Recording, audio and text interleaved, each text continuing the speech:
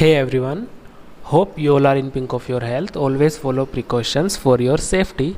I am Akshay Sharma, and in this particular video lecture, we continue the isomerism, especially geometrical isomerisms in those coordination compounds having coordination number of 6. जो coordination compounds coordination number 6 रखते हैं अपने लिए central metal atom के respect में, उसके types होते हैं MA4B2। M central metal atom होगा, A और B दो अलग अलग टाइप के लिगेंड्स होंगे। A4 मीन्स A टाइप के लिगेंड्स 4 मॉलिक्यूल हैं और B2 मीन्स कि B टाइप के जो लिगेंड्स हैं वो 2 हैं। इसके अलावा MA4BC, A B C यहाँ 3 टाइप के लिगेंड्स होते हैं। ऐसे ही अगला टाइप है MA3B3, A और B 2 टाइप के लिगेंड्स हैं और दोनों 3 मॉलिक्यूल प्रेजेंट होते हैं। इसके अलावा होता है MAA2B2।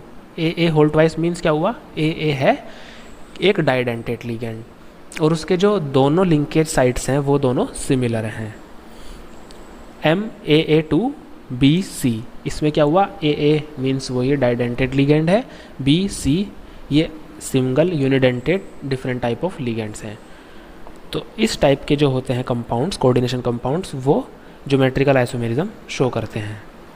कुछ कोऑर्डिनेशन कंपाउंड्स इस टाइप से भी होते हैं कि M bracket AB whole twice C, इसका ये जो ब्रैकेट में अगर लिखें AB होल ट्वाइस, इसका ये मतलब हुआ कि ये एक डाइडेंटेट लिगेंड है पर जो लिंकेज साइट्स हैं वो अलग अलग हैं। A और B मतलब वहाँ यही हुआ कि जैसे ग्लाइसिनोटो एग्जाम्पल होता है लिगेंड का, तो एक लिंकेज साइड है NH2 और दूसरी लिंकेज साइड है COO। तो ये दोनों साइट जो हैं जुड़ने के लिए सेंट्रल मेटल एटम से वो अलग अलग हैं। तो इस टाइप के जनरल लिखते हैं हम MAB होल ट्वाइस C, मतलब C या D जितने भी अलग टाइप के लिगेंड लगाने हो वो चीज़। तो अब हम पर्टिकुलर एक एक करके इनके एग्जाम्पल और उनसे से क्लियर करेंगे ज्योमेट्रिकल आइसोमेरिज्म कैसे बनती है। इसमें फर्स्ट टाइप है कॉम्प्लेक्स हैविंग MA4B2 या फिर MA4BC type of coordination formula. यहाँ पर इसके लिए कॉमन एग्जाम्पल हो सकता है CO NH3 whole 4 Cl2 whole positive. यहाँ कोबाल्ट सेंट्रल मेटल एटम है, NH3 और Cl2 दो यूनिडेंटेट लिगेंड्स हैं और ये कैरी कर रहे हैं पॉजिटिव चार्ज, यानी कि एक कैटायनिक कोऑर्डिनेशन स्फीयर है। तो जब इस टाइप के कंपाउंड की हम क्या बनाएंगे, ज्योमेट्रिकल आइसोमेरिज्म। तो ज्योमेट्रिकल आइसोमेरिज्म में क्या होगा, जैसे NH3 के 4 मॉलिक्यूल हैं, ये आपस में एडजेसेंट होंगे और जो बाकी के 2 Cl हैं वो आपस में एडजेसेंट होंगे साइड बाय साइड। तो इस तरीके की जब लिंकेज होगी, अरेंजमेंट होगा, तो उसको बोलते हैं हम cis form.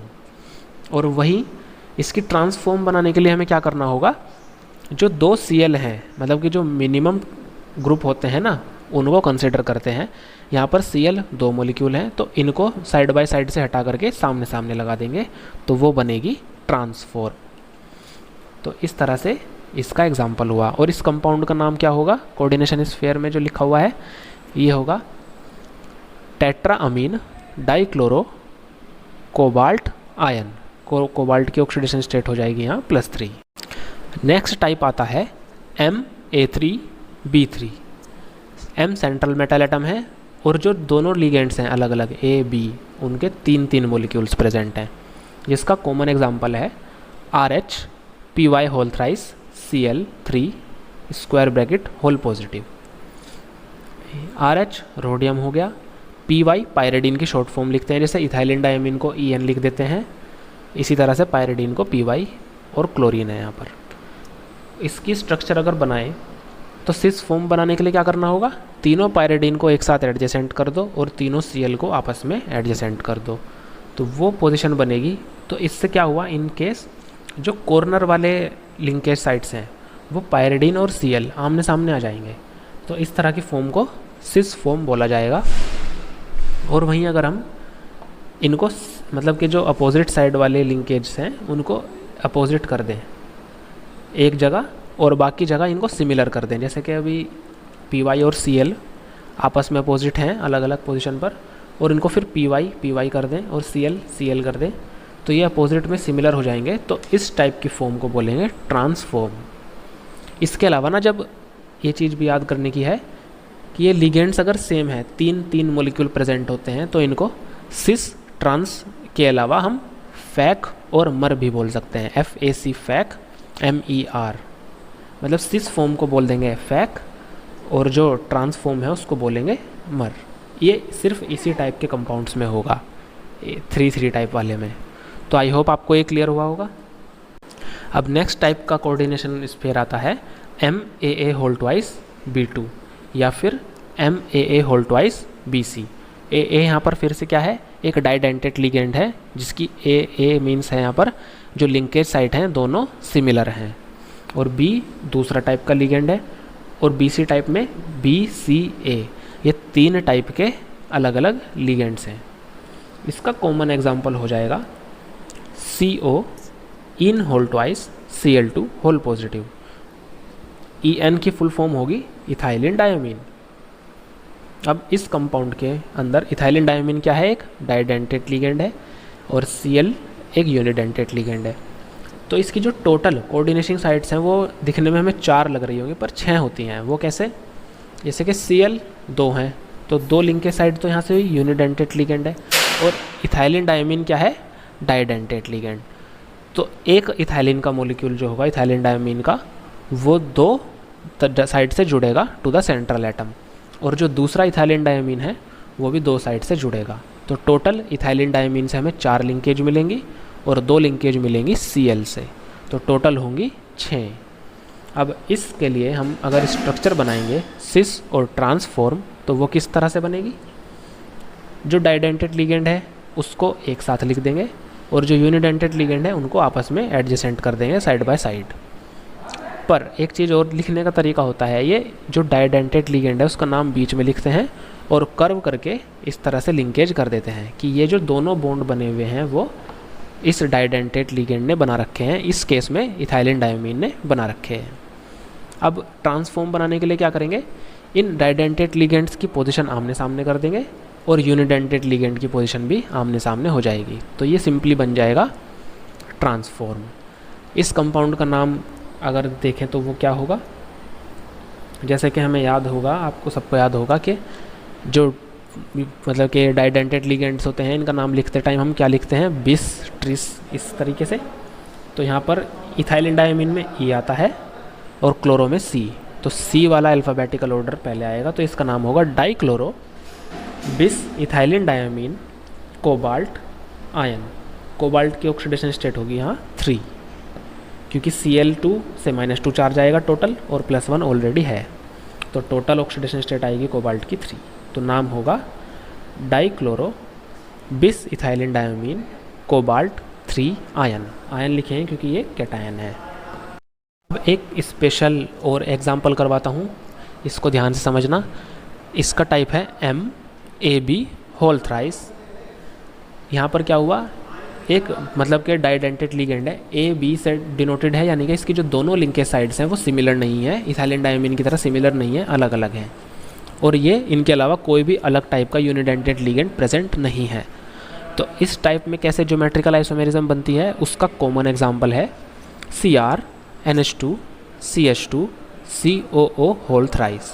NH2 CH2 COO है ग्लाइसिनेटो का लिगेंड, तो Cr सेंट्रल एटम है।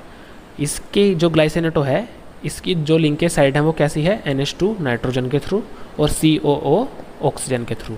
तो ये दोनों अलग अलग लिंकेज साइड हो गई, इसलिए इसको हम AB टाइप मानते हैं।